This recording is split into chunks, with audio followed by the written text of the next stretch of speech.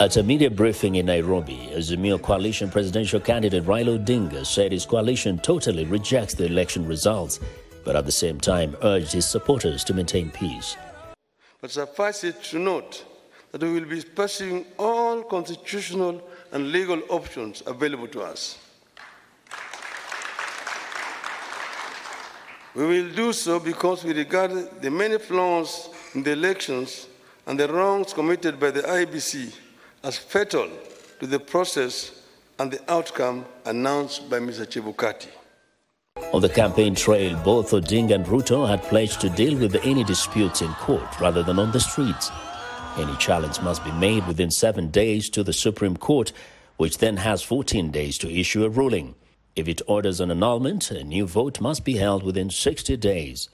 Moments before Mr. Odinga spoke, 4 of Kenya's 7 election commissioners held a press conference and said they stood by their decision a day earlier to disown the results of the August 9th presidential election. Speaking for the group, Electoral Commission Deputy Chairperson Juliana Cherera said the results that gave current Deputy President William Ruto a thin victory over Raila Odinga were erroneously aggregated. We state categorically that the results of the presidential election held in August 9, 2022, declared and announced by Mr. Wafula Chebukati on August 15, 2022, belonged to himself and do not represent the declaration and announcement by Independent Electoral and Boundaries Commission. The Commission has to process the results before they are declared and announced by the chairperson. Kenya was calm on Tuesday, and more people could be seen going about their businesses after days of suspense and anxiety waiting for the IEBC to announce the winner of the presidential race. In Nairobi, some shops remained shuttered on Tuesday due to uncertainty. I'm in Kibra, one of the biggest slums in Nairobi, and it's considered the stronghold of Mr. Raila Odinga, the presidential candidate for the Azimio coalition.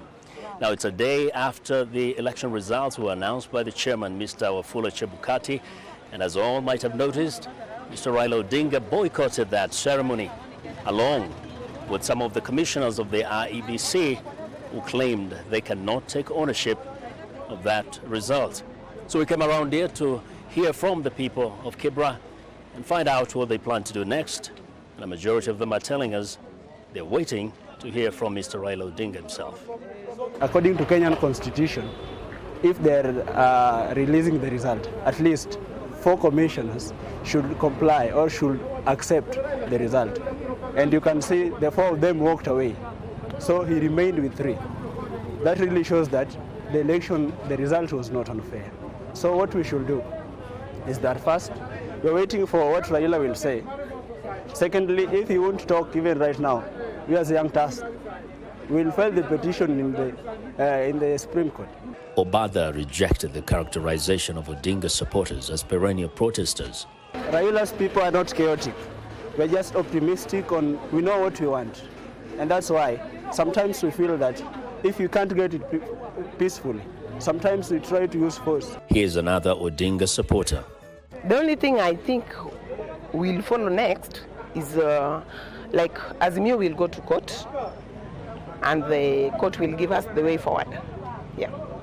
Others just want to see people move on with their lives. Just tell my fellow Kenyans for us all to unite together and then rebuild our country, most of our economy, and all we're passing through, and let's unite all and become one.